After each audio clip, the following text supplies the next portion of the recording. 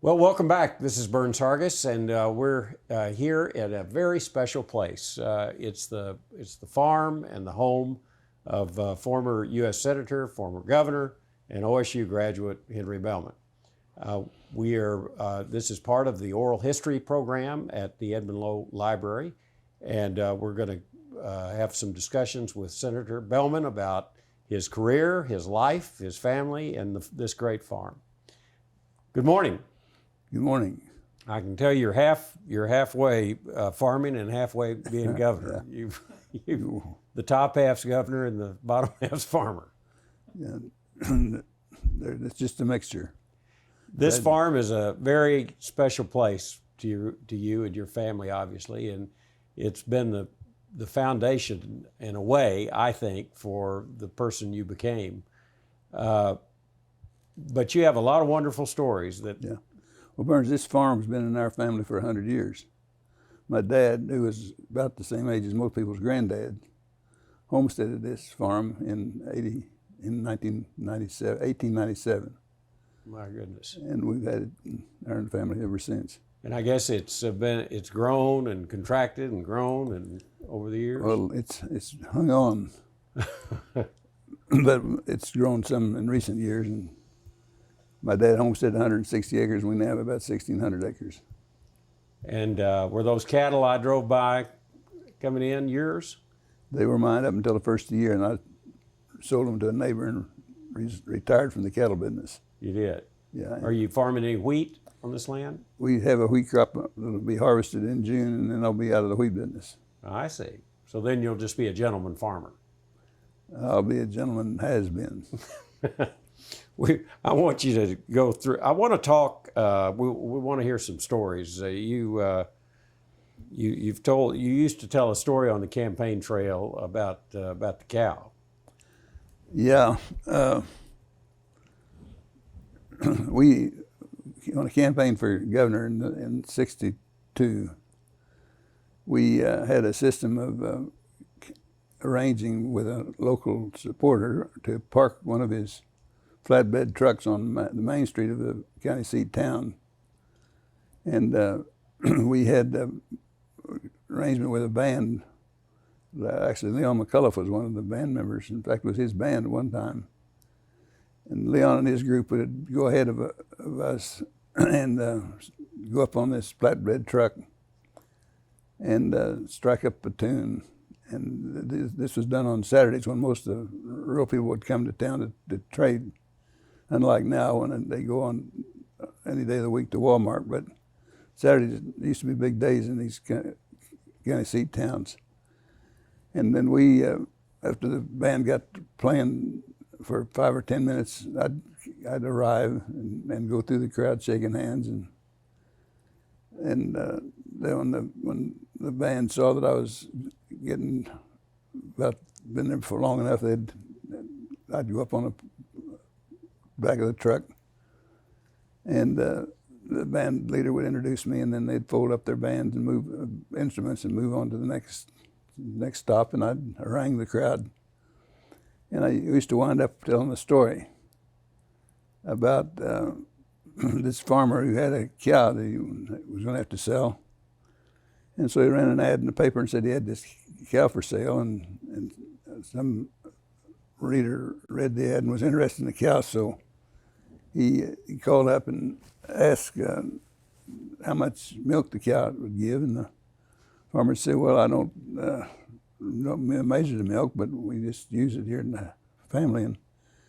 And then the caller said, "Well, how much cream, how much butterfat in the milk?" And the farmer said, "I don't separate the milk and don't measure the butterfat, but it's all we need."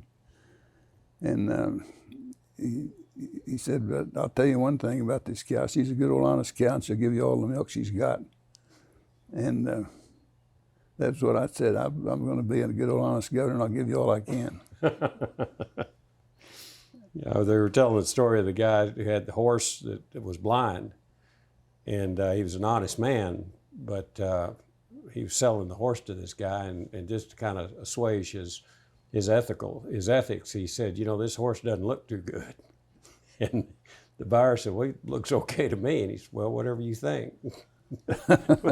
Anyway, not as good as your story. That's You also tell a butter story. yes. This story has no point, but Most of mine don't either. I tell the story about being invited over to Holdenville to the FFA dinner. The FFAs have dinners generally once a year. And that time I was very busy in the office, and I came in early in the morning and missed lunch and worked right on through until I went home. And the girls and Shirley got used to this. You were governor at this point. I was governor. That's routine, and when I came, they knew I would be famished, and they'd get supper on the table, and we'd eat, and then I'd feel more to be lived with. But I went to Holdenville, and I missed my lunch, and I missed my supper, and got over there, and service was very slow. And there was this lady moving around, putting water on the table, and she looked around, and I noticed there was a plate of rolls there with some butter. And I got a roll and broke it in half and buttered it, half of it, and ate it quickly. And then I ate the other half, and then it was out of butter. There's no more. There's a plate of rolls, but it was out of butter. And so this waitress came by, and I said, "Could I have some more butter, please?" And she said no. And I kind of bristled a little, but I sat there, and she kept scurrying around, and there was no food. So I said, "Look, I missed my lunch, and there's these rolls here, and I like to eat one of them, but I don't have any butter. Could I have some more butter, please?" And she said, no. And I said, "Well, maybe you don't know who I am." And she said, "No, I don't." And I said, "Well, I'm the governor of Oklahoma." And she said, "Pleased to meet you, Governor. Maybe you don't know who I am." And I said, "No, I guess I don't." And she said, "Well, I'm the girl in charge of the butter." So the hierarchy was established. You You knew who had the power. You ran. You don't run as a team, of course, in Oklahoma for governor, lieutenant governor. But the guy that ran as lieutenant governor was Bob Woot. Yes. And Bob was from a very different background from you. Bob Yes. grew up in Nichols Hills and slept a little later than you do in the mornings. Yeah, we got along all right. I remember a time with Bob Wooten, you may be thinking about, out at El Reno, where we arranged to have a rally out there. And Bob, adding his twist to it, arranged to have an elephant. The elephant, of course, is a symbol of the Republican Party. And we had our rally in the parking lot of a grocery store.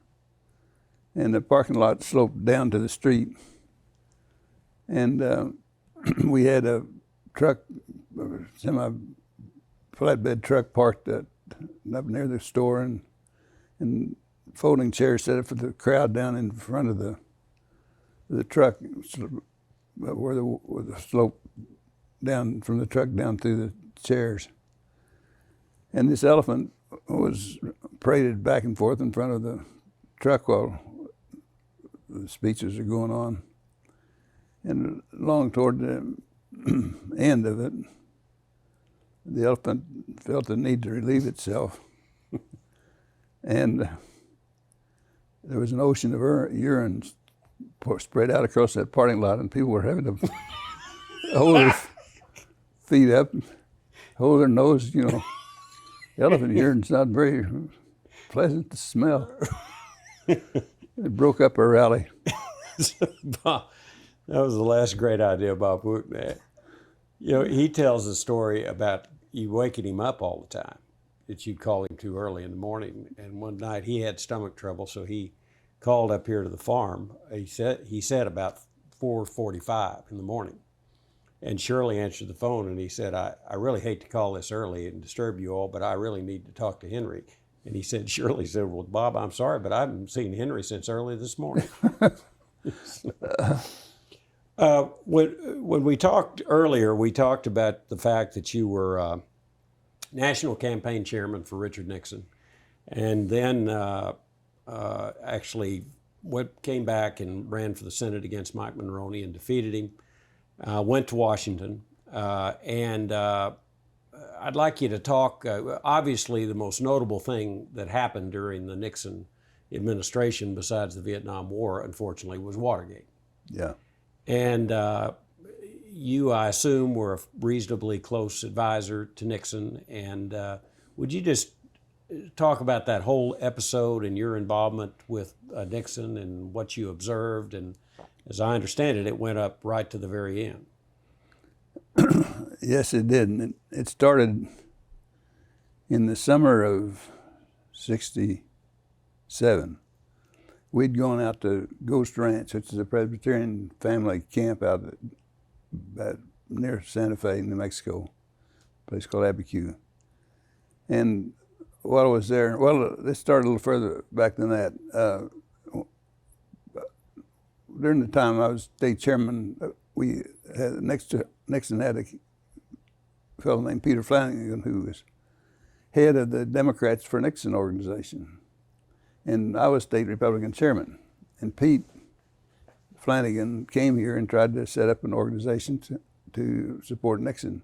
And I told him we'd build a good Republican organization and we were going to carry the state and we were going to build a party around this campaign. And we didn't want him coming in here and siphoning off all our funds and our top citizens. We wanted them to come and work through the Republican Party and be here when the campaign was over, and we'd be running another campaign for the governor. And Flanagan he didn't do anything for a while, and finally he went ahead and set up his Democrats for Nixon organization in spite of my opposition, but it was so late in the campaign it didn't make much difference, and we used it as a kind of a dumping ground for the oddballs that come into the campaign headquarters to see what's in it for them. Anyway, that was my beginning with Flanagan. Well, then in '67, Flanagan, who was a New York banker, and Dick Kleindentz and a fellow from Board and Milk Company and several others set up what was called a committee to elect Nixon. And they invited me to join with them, and I did. And we met several times in New York to support the Nixon's efforts and give him whatever guidance we could. And the campaign wasn't progressing very well because the fellow in charge of it was a doctor from San Diego. I'll think of his name in a minute. And he made great plans, but he didn't have any motivation to get the plans in effect. And it looked like we were going to have to fire him. And Nixon hated firing him because he had a reputation of being hard to work for and difficult for staff people to communicate with. And so he didn't fire him. And then this doctor's wife became ill with cancer, and the doctor resigned. So they looked around to see somebody who could take over the campaign, and the fellow who really should have had it was a guy named Bob Ellsworth, who was a former congressman from Kansas. And Bob was looked upon as being too liberal. They needed somebody more out of the center, and so they decided that I should take the job. And so I became the campaign director, or manager, I guess you'd call it, and Ellsworth was the director. And we worked together from August of '67 until the New Hampshire primary was over in March of '68. Nixon, they called me when I was with at the camp with the family out in New Mexico, and I couldn't understand it. The line was so busy or so noisy I couldn't make out what they were saying. I didn't know that they'd offered me this job until I got back to Oklahoma and could call them on a better phone system. And I told them I couldn't take the job because I'd already planned to run for Senate against Monroney, and we'd started the campaign effort, and I didn't think I'd want to give it up to be the campaign director for Nixon. Well, we went ahead and we had an event planned down at Wewoka, and it was a lunch, and I went there to make a talk and was in the middle of a speech when the phone rang, or somebody came and told me that I was on the telephone. So I went to the phone, and it was Nixon, and he asked me to take the job, and you don't turn him down easily. So I did. I took the job and put the Senate campaign on hold, and I felt like it would cost me the campaign, because beating an incumbent senator is not easy, and Maloney was no slouch. So, but we went ahead and went with the campaign for Nixon until the New Hampshire primary was over, and then I came back and went back run to the Senate race, and of course we were successful. But anyway, that's the background of my connection with Nixon. When I was serving as his campaign manager, we met many times in his apartment up there on Park Avenue in New York City to talk about staff issues and campaign events, and generally got to deal with him a lot one-on-one. And the one thing I noticed about Nixon was that he hated to make a decision. He hated detail and minutiae.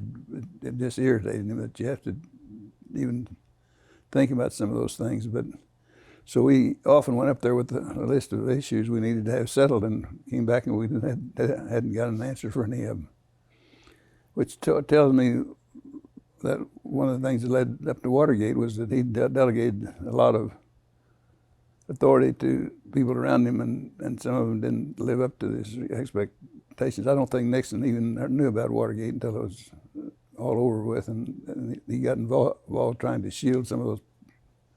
Did you sense in those days that it's as if Nixon had a really galloping paranoia about the press and the Kennedys and just all of the swells in Washington?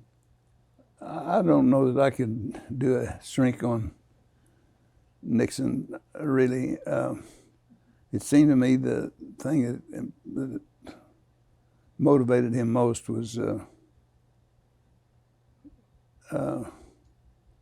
international politics or international affairs. And he didn't really give much thought to anything else. Mm-hmm. He was actually a very petty person in many of his dealings, but on the other side of it, he had probably as good a global view as anyone in public life at that time. And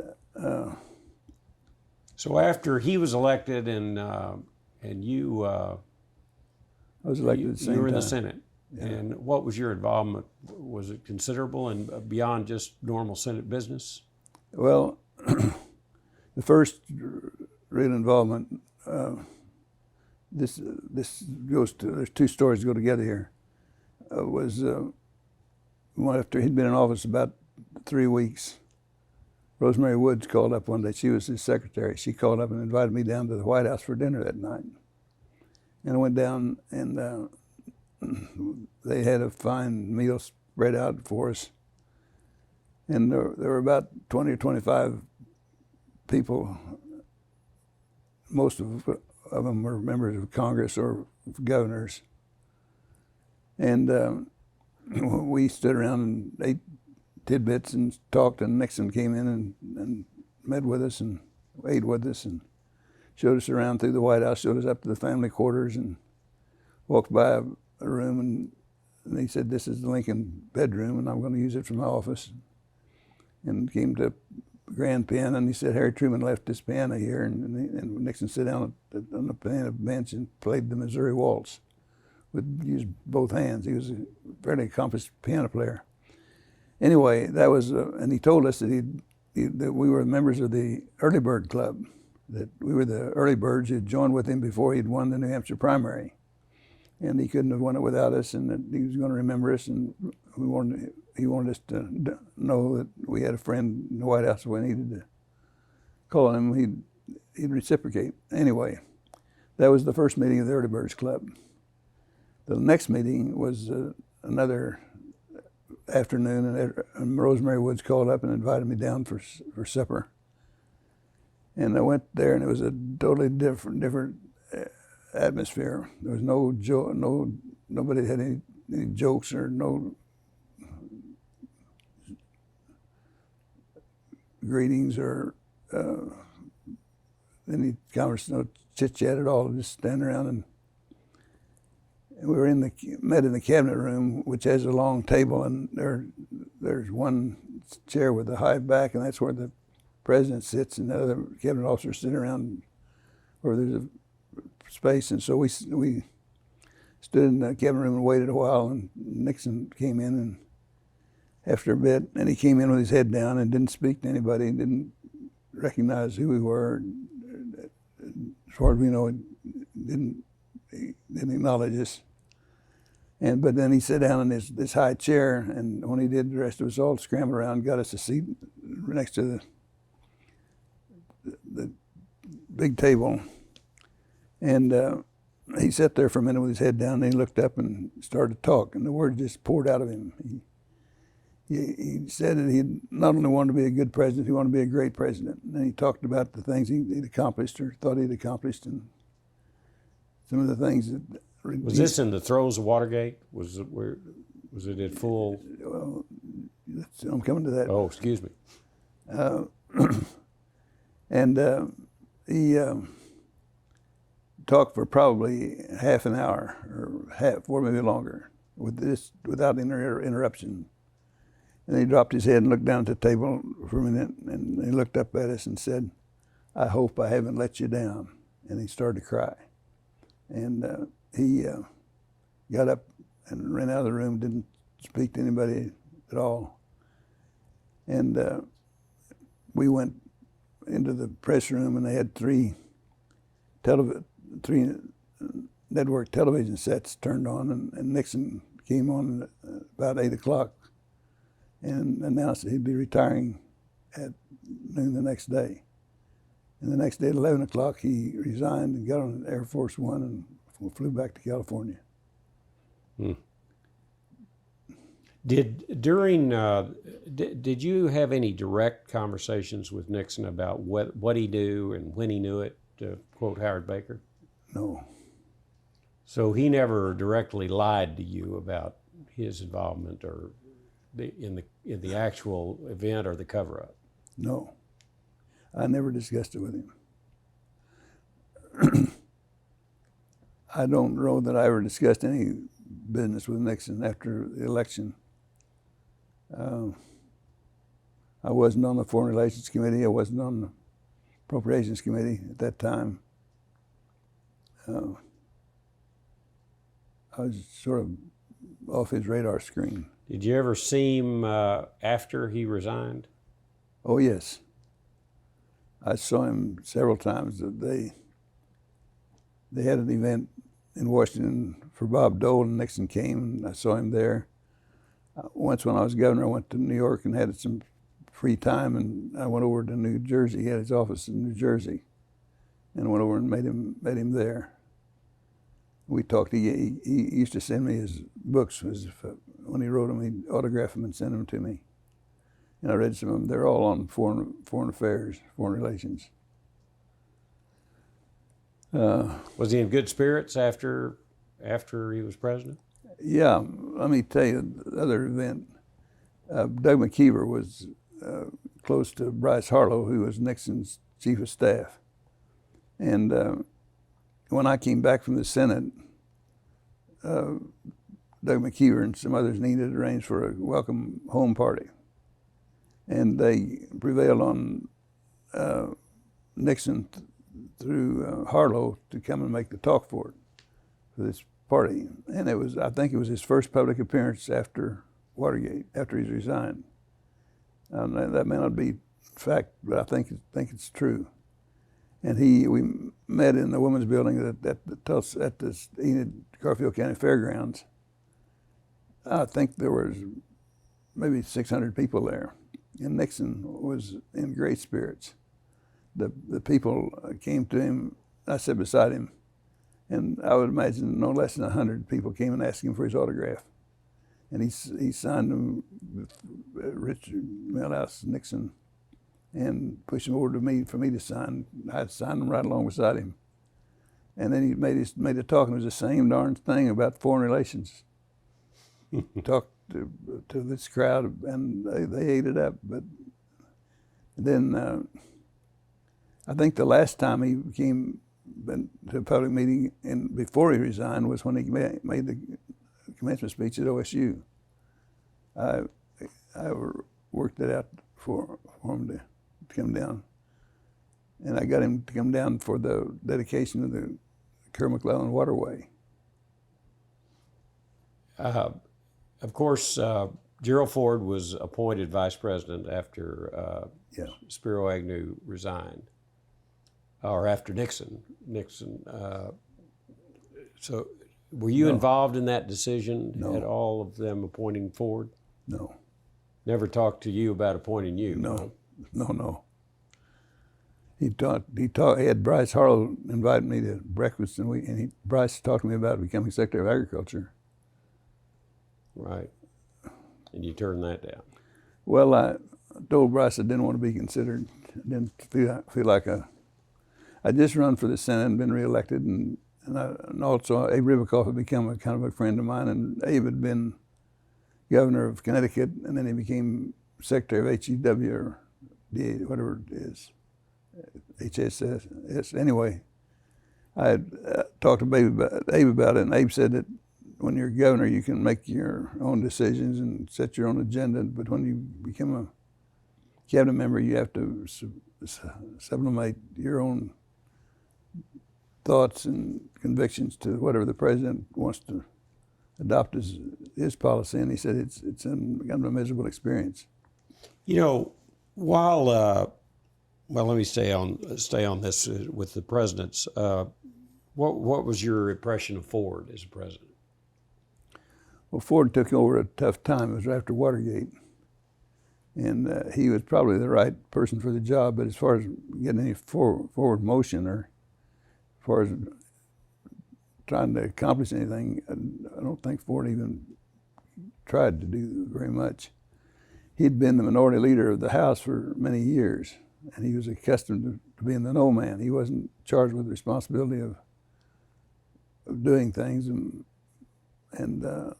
he was the same way as president. He, of course, was challenged by Reagan. Yeah. And Reagan didn't get the nomination the first time, but he got it the second time. Right. Were you a Reagan supporter? Well,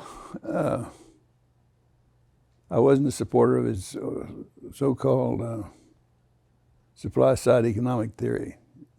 Reagan, in my opinion, I feel kindly toward Reagan because he ended the Cold War and he set the stage for the Republican Party to do well, to become a power in politics, and we've been out of power for a long time, except for Nixon and Eisenhower. But anyway, I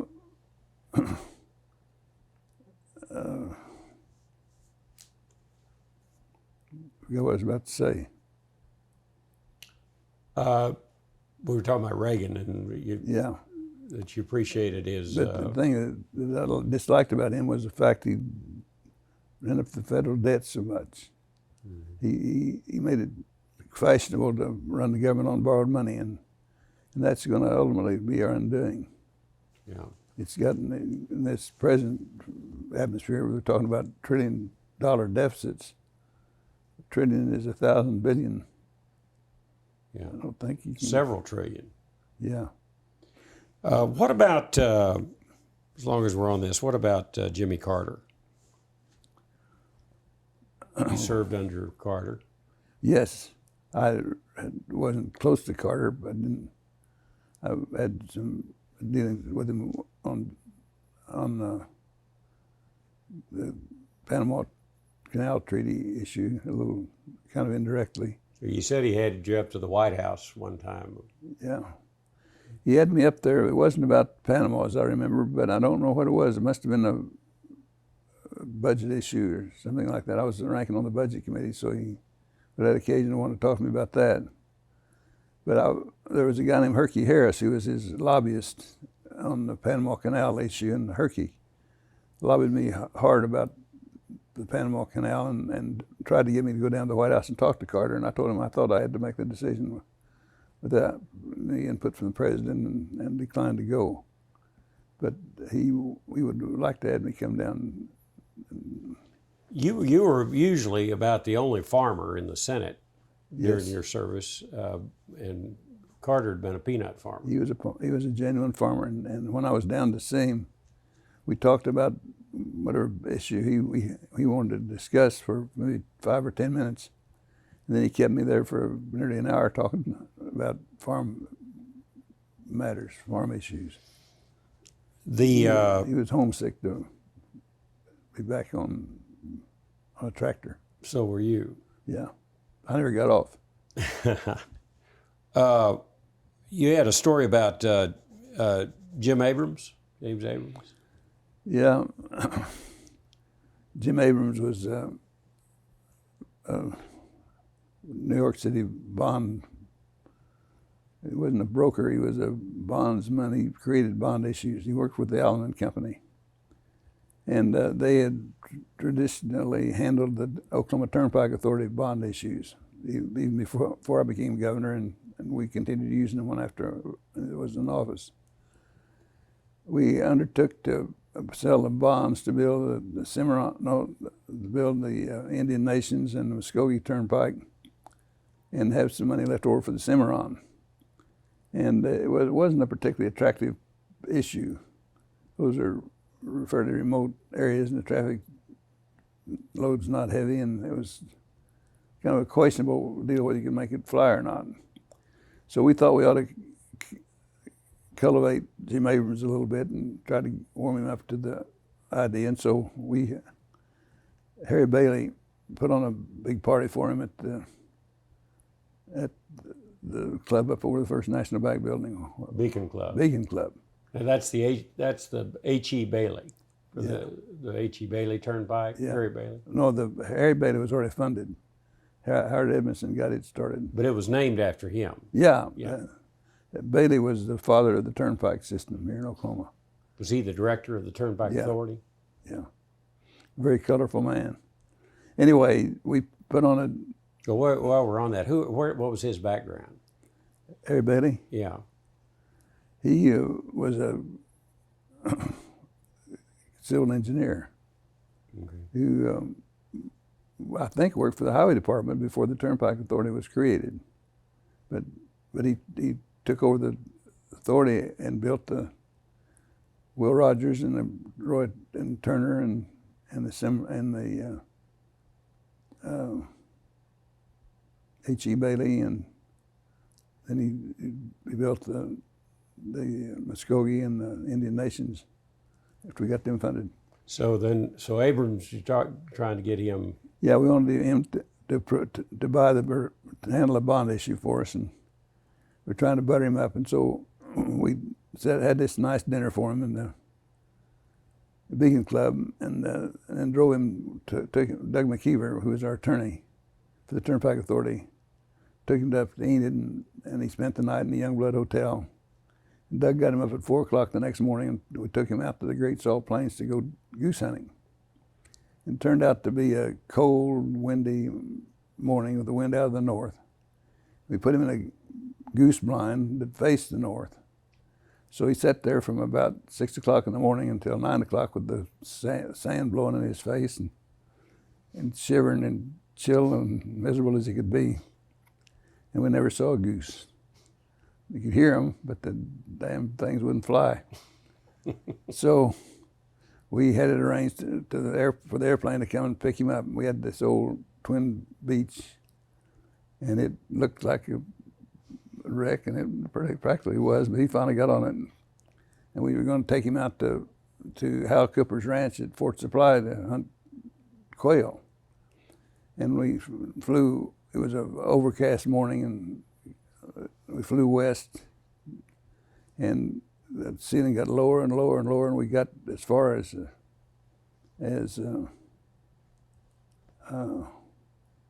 Woodward, and the pilot came, the airport at Woodward is about 6 miles west of town, and the pilot said, "We can't make it." He said, "We're so low now, we're going to get somebody's TV aerial." He said, "I'm going to have to go back." So we went back to Winoka and landed, or just started to land, and the pilot throttled the engine down, and one of them wouldn't throttle down, it ran away.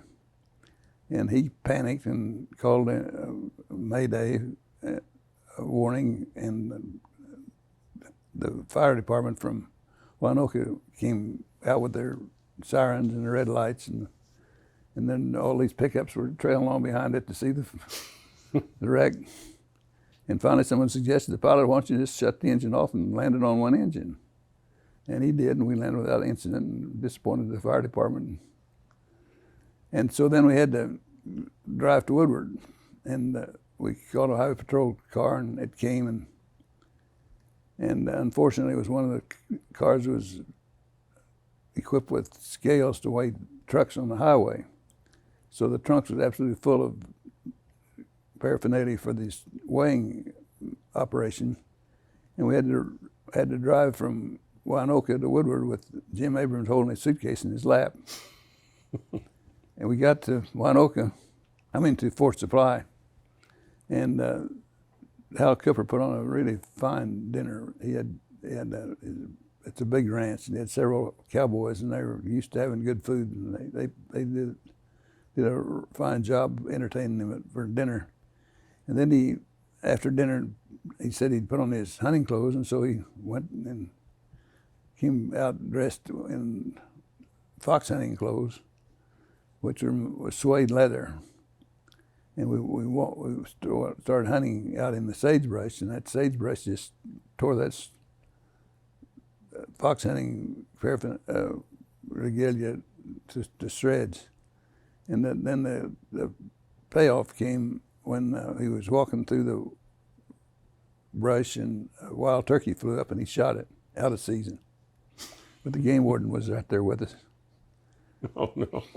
So we had to pay his fine, and that was the end of that. And when he went back to New York, he wrote me a letter and sent me a package of paper clips and rubber bands, and he said, "Fix up your goddamn airplane."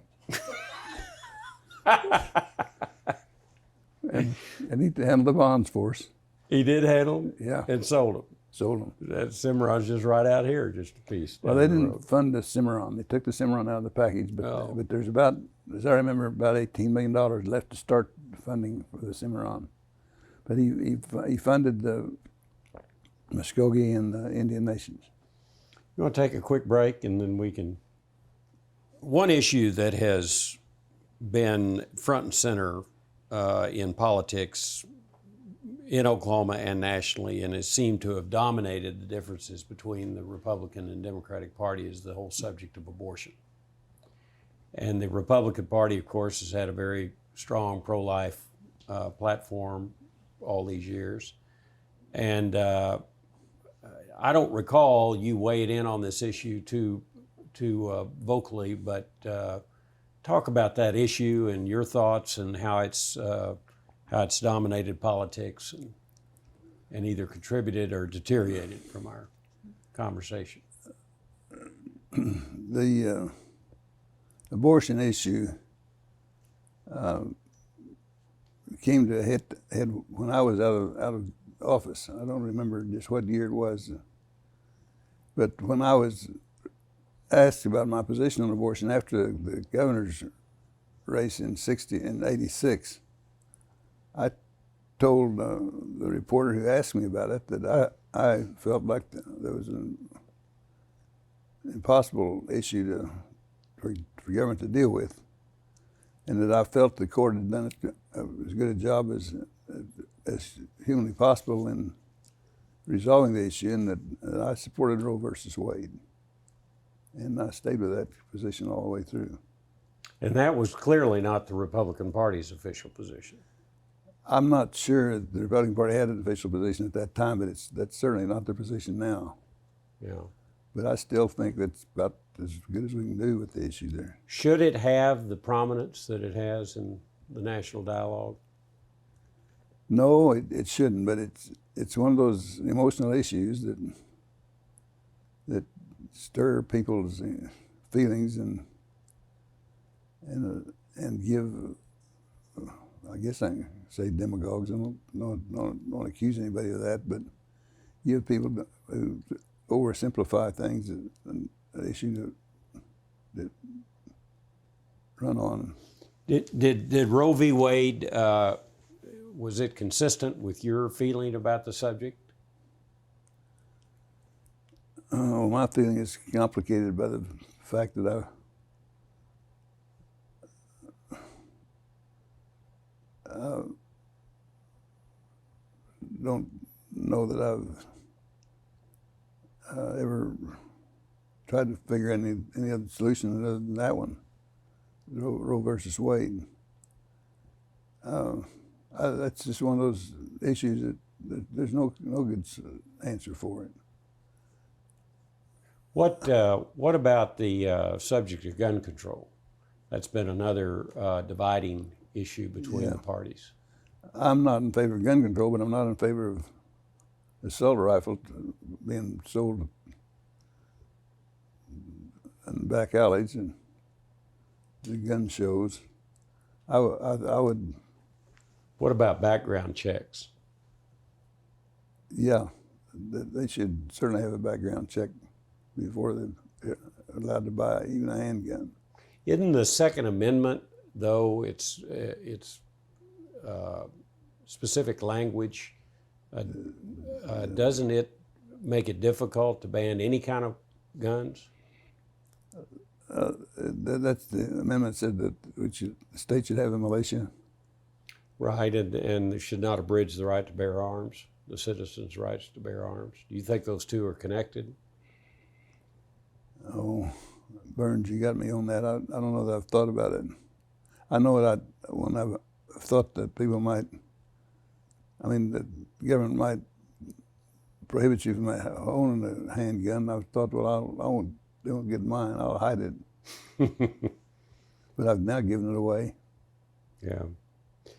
I don't know that it was involved in politics when you started running, but these surveys have become very popular, where the National Rifle Association or Pro-Choice Committee, whatever it may be, send these surveys. Business groups often do it to candidates. Did you get those, and did you fill them out? We got a few, not like we get now. And I used to fill them out begrudgingly and not felt like I wasn't committing myself to any position on most of the issues. The truth of it is, Burns, that somebody can simplify an issue and make it sound pretty reasonable, but then when you get into the depth of it, it's a totally different matter. And they'd ask me if I'd veto a bill, and I'd say, well, give me a copy of it, and I'll read it, and I'll give you my answer. But you can't say you're going to veto or sign some bill that hasn't even been written yet. Mm-hmm. And it's the same with some of these issues that come up from time to time. For instance, the issue on integration of schools. I don't think that anyone's yet figured out how to deal with that one, because you provide, as Strom Thurmond used to do, that you couldn't bus be on the nearest schoolhouse, and then the races live separately in different communities, and you don't accomplish any integration at all. You have separate systems, and the separates are not equal. Mm-hmm. Yeah. One of the you earlier alluded to the current economic crisis that we're in. and the efforts to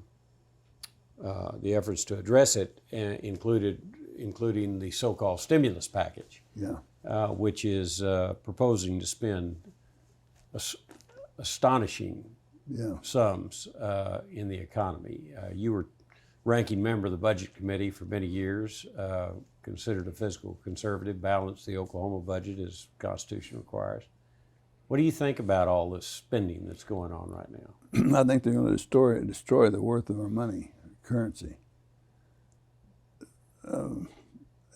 It's not going to have any meaning much more than the paper it's written on. Does that result in runaway inflation? Or? Yes. It'll take some drastic measures to avoid runaway inflation, and I'm not sure the political system will stand the kind of drastic curbs that are going to be required. And yet, at the same time, there's no question that the country and the world has gone into an economic recession, and it's going to take a long time to work it out unless they do something fairly drastic. You are a child of rural America, and one of the most perplexing problems now is the economic and social health of rural Oklahoma and the country. The explosion of methamphetamine violations, production and abuse and violations is really an epidemic in rural Oklahoma. And we seem to have had in our state and many states this rural-urban split in our legislature and otherwise. What would be your remedy? Where are we trying to? Are we pushing a rope uphill here, or is there a way government can address the problems of rural America? Well, the government has spent a lot of money subsidizing crops, wheat, cotton, corn, soybeans, and probably has tilted the system in ways they didn't intend or didn't expect. The net result of what's going on in agriculture is that we have fewer and fewer, fewer and fewer farmers who are larger and larger as years go by. We're now down to probably not more than 500,000 actually commercial farmers. There are many other farmers who own a few cows or a few horses or a few animals and live in a small farm and work in the towns, in the cities, and that's fine. But the real production comes from the farmers who have thousands of acres and have machines that cost hundreds of thousands of dollars and try to outguess the markets and stay profitable. And they depend heavily on the government subsidies for their existence. So the system is not healthy. Now, I don't know what that says about drug abuse. Wasn't aware that there's more of a problem for rural people than it is for city people. And I'm not sure that the government can deal with it, but it's going to require more attention from the parents and social organizations, and help young people resist the temptation to have an experience that will wreck their lives. I'm going to fast forward after your last time as governor and what you've kind of been doing in so-called retirement. I know you've worked with OSU, with the Alliance, continued farming. There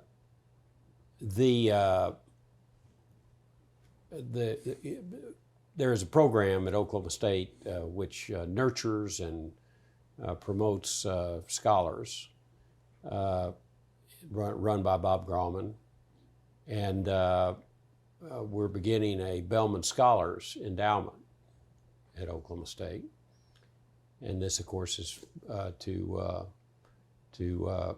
enable our students to be named Truman, Fulbright, Udall, Clarendon, Oxford, and of course Rhodes Scholars.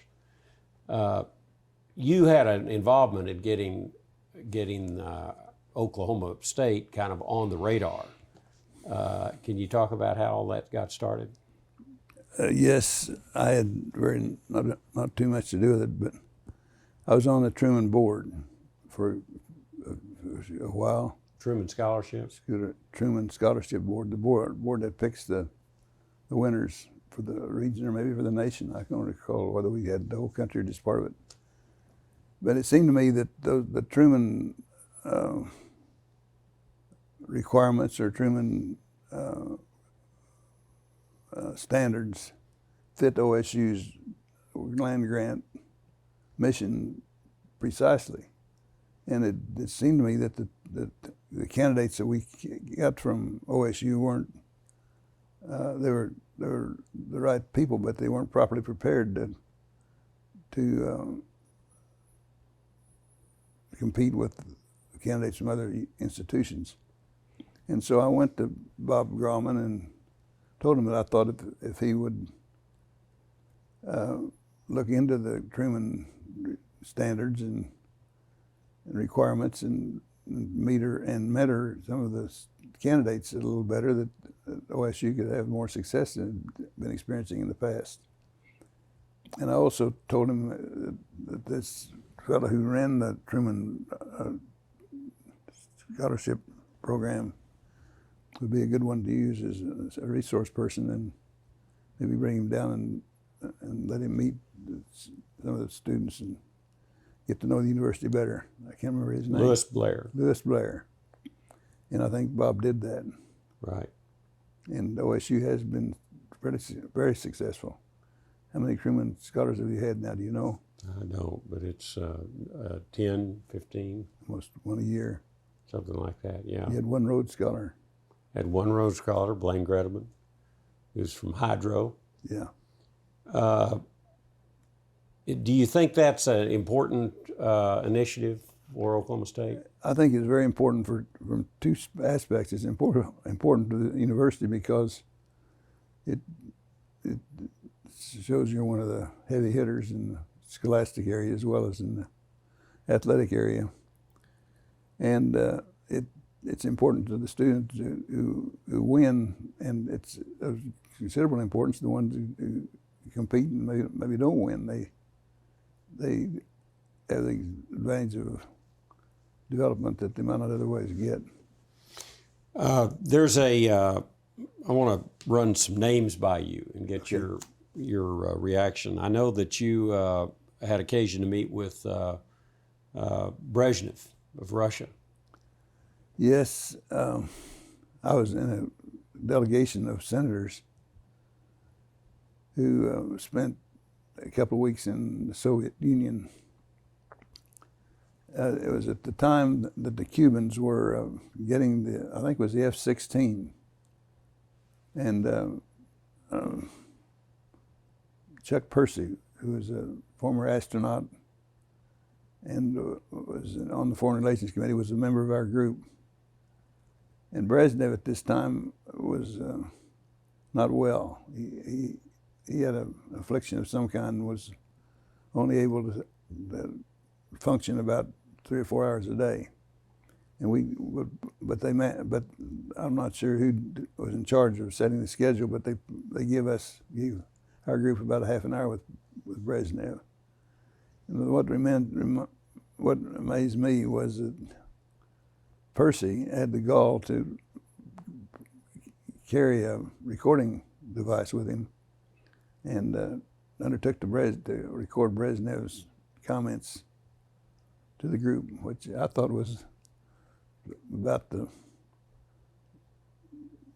brassiest thing I'd seen a senator do. The KGB didn't let him keep his microphone. They took it away from him and gave it back to him when he left. What did you met in Red Square? Yes. Or at the Kremlin? Yes. Is it opulent? Is it a? Very.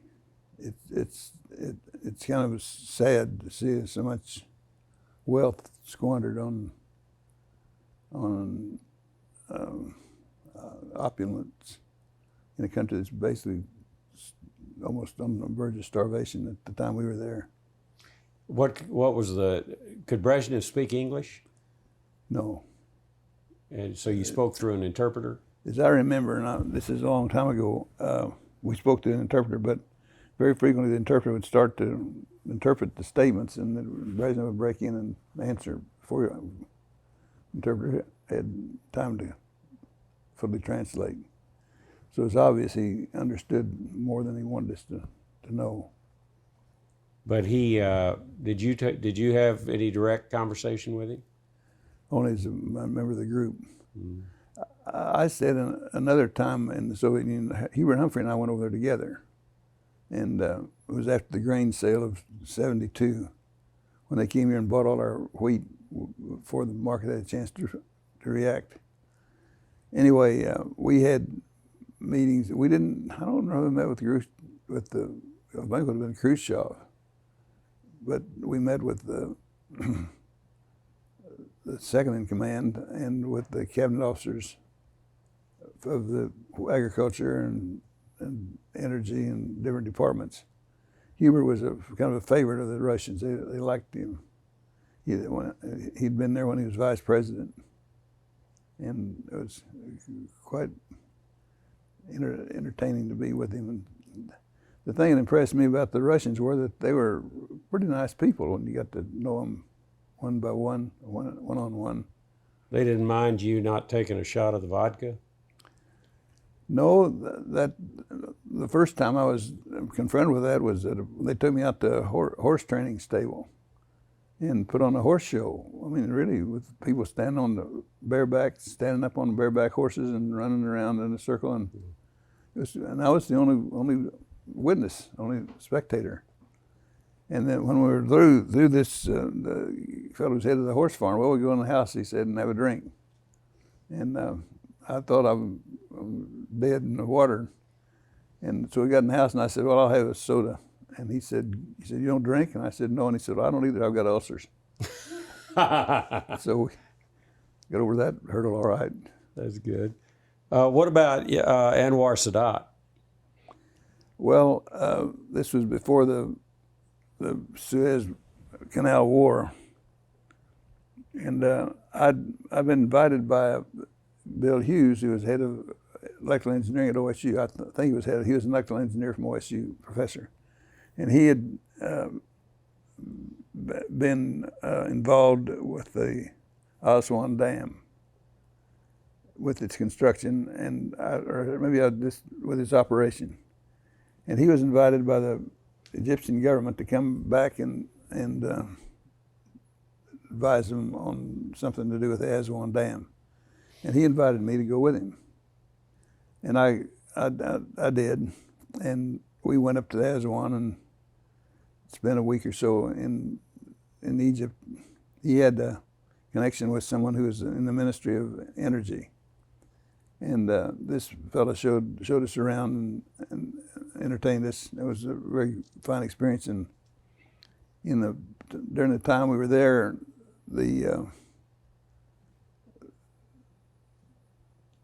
I guess you can call it, the war scares became even greater. And it was suggested that I tried to get an appointment to see Sadat. And I did. I asked for an appointment and didn't hear anything back until after I had to leave. And I went to London for a meeting of the agricultural attaches. And while I was there, I got a message back from Egypt that they'd set an appointment time for me to see Sadat. So I had to fly back to Cairo from London. and I went into Sadat. It was his residence, as I remember, and sat on a hard bench, like that, for what seemed like a long time. And Sadat finally came in and sat down beside me and kind of read me the riot act. He told me that he was the Egyptians couldn't stand to have the Sinai occupied by Israel, and that they're either going to have to get out of there or they're going to be war. And he was the most intense man I ever was around. He was just unbelievably strong.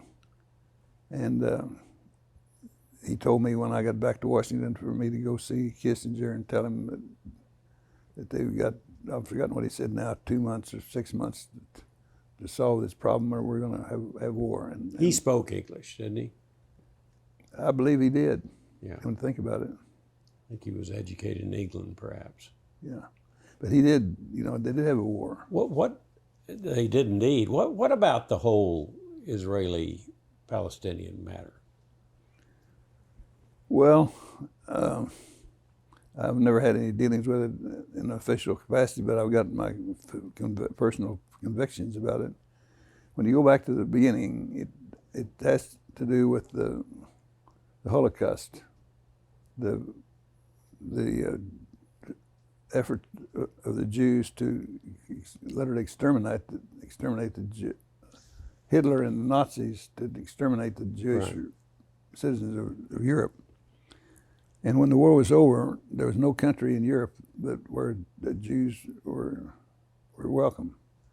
In fact, there was a shipload of them. I think it was around 300 or maybe more than that, came to this country, and we wouldn't let them land here either. There was just no place where the Jews were wanted. And so Truman and Churchill worked out this plan to turn Palestine, what was in Palestine, which was a British protectorate, to turn it into an Israeli state and to pay the Palestinians for their homes and their businesses and their property that they were being forced out of. And the scheme might have worked if the Palestinians had accepted the money and relocated, but they didn't want to sell their houses and their farms and their businesses. And so they didn't want a Jewish state in their country, and so they've resisted it ever since.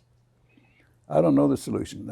I think in retrospect, and I'd probably be hung for saying this publicly, but I think in retrospect, if we'd opened up the law, the regulations, and allowed 1.5 million or 2 million or 3 million, however number there was, Jews to come here, we could have absorbed them easily into our economic and social system and wouldn't have any problem. But as long as the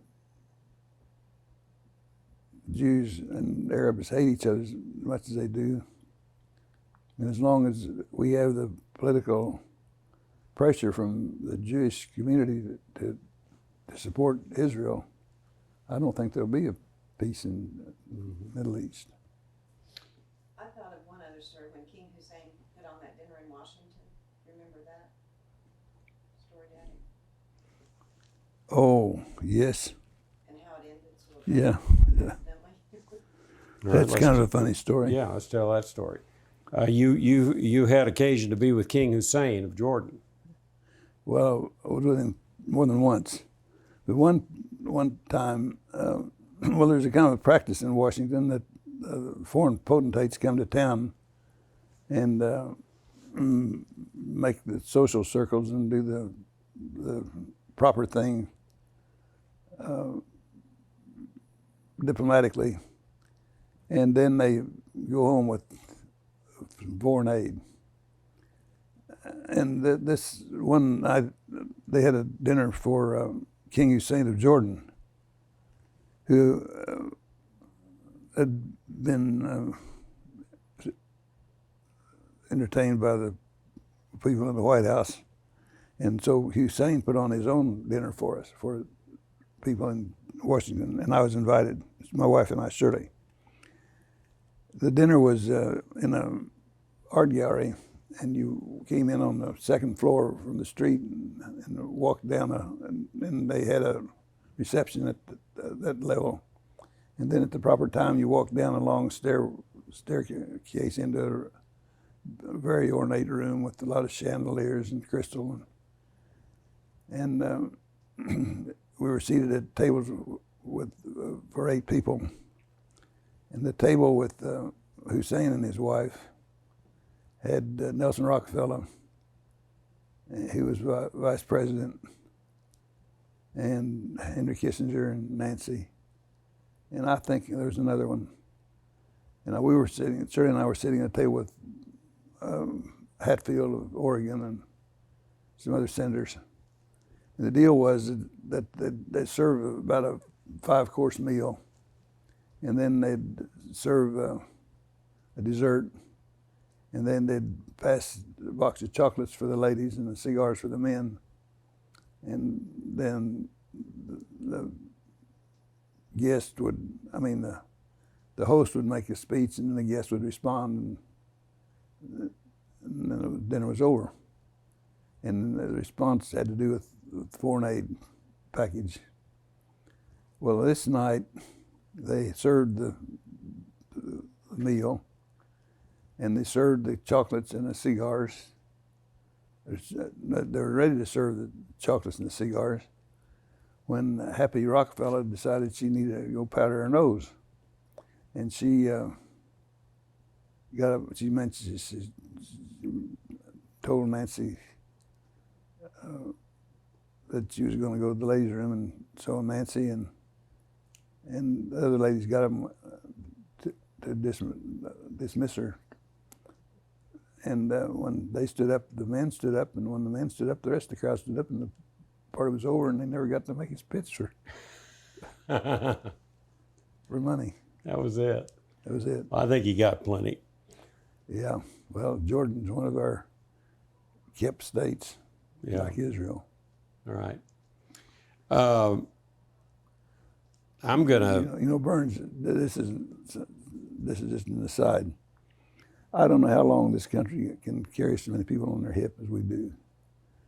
I haven't seen the numbers for years, but I'm sure they haven't gone down, and I know they've gone up.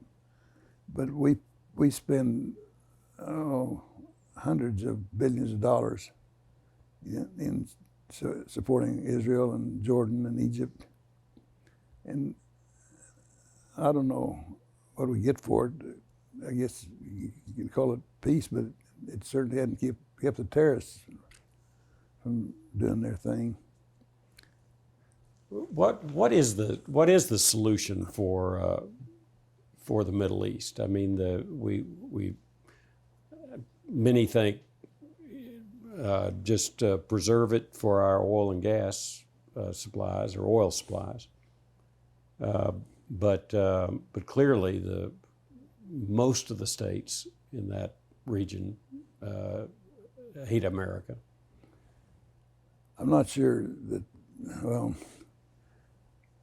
I don't know where the root problem is. It could be in the difference between Islam and Christianity. The Islam mullahs teach hate in their schools.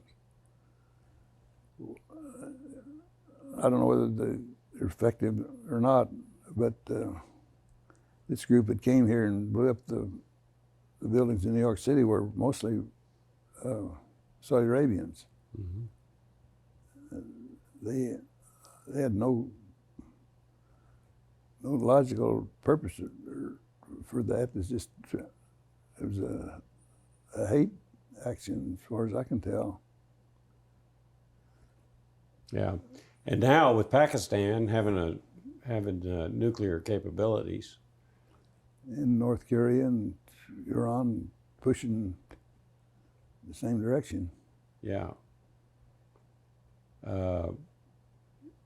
You just wonder what the solution is. Mainly, they want us out. They want us out of Israel. Yeah. and then they want to take care of Israel. Yeah.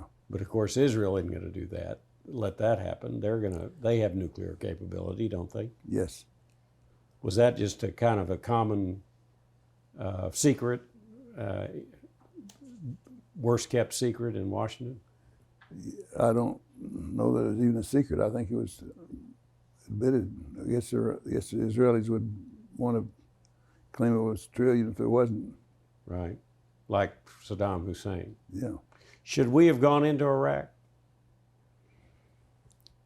Well, if you remember that Hussein had attacked Kuwait and set the oil fields on fire, and it had aspirations to go into Saudi Arabia, where he probably could have prevailed. They don't have armies anything like Iraq had.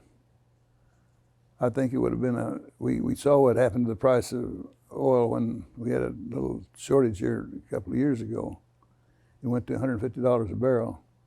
If Saudi Arabia was shut down, and Kuwait also, I don't know how you'd guess how high the price would go, but we'd have a definite shortage. So I think the answer to your question is yes, but it certainly hasn't produced the results we hoped for and expected. Yeah. Well, we're going to wrap this up, but I want to come back, as you have all these years, to the farm. Okay. To this farm. It seems like you went to war, you came back to the farm. You went to the legislature. I guess you really never left the farm then, but you went to the governor's mansion, came back to the farm, went to the U.S. Senate, came back. In fact, the whole time I knew you in the U.S. Senate, you kept talking about how you didn't like the Senate compared to being governor. Yeah. And you certainly didn't like either of them compared to the farm. Yeah. And then, of course, governor again, and then back to the farm. This place is hard to leave, isn't it? Well, farming is something I feel like I understand and can not necessarily any expert or any whiz-bang farmer. I'm just kind of run of the mill. But it's here where I feel comfortable and confident, where you can solve the problems. So many of the problems you run into in government just don't have a solution. Mm-hmm. Everything's pretty straightforward. Yeah, that's right. Kind of like you. You know when it's time to plant, when it's time to harvest, when the calves are going to be born if you manage your herd properly. So would you recommend to a young man to go into farming? Well, if he had the background and the resources, I would, but it's a tough slog for a few years. It probably takes 200 cows to make a living for one family, and that involves a lot of acres of grassland and a lot of bank loans, and unless you've got some family wealth. And if you did have, you probably wouldn't want to invest in agriculture. We're, of course, doing this oral history for OSU. Let's just close by talking about what a difference in your life OSU made. Well, I think it's made all the difference. I would have, to start with, I would not have been admitted to officers candidate school in the Marine Corps. I'd have been a PFC in the front lines with a rifle on my shoulder. You know what, it wasn't any picnic to be in the tanks. It was better to be an officer in the tanks than a private in the front lines of the infantry. So I give OSU credit for almost for being a survivor of World War II. And it's the same thing when I ran for governor. Having a college degree was not necessarily a prerequisite, but it certainly helped not only to be considered seriously, but in dealing with the issues that came up and with dealing with the personnel problems that go with any campaign. So I think the OSU experience was set the parameters and set the direction that I took for all the rest of my life. Well, on behalf of OSU, we're glad you came there. Yeah. And kept you off the ground and in the tank. Thank you very much. Yeah. We appreciate it. Thank you, Burns. I wish you well in your I'll need all your wishes. Well, that concludes our oral history with former Governor and U.S. Senator Henry Bellmon. Certainly one of our most distinguished graduates, and in my opinion, maybe our most distinguished. Thank you.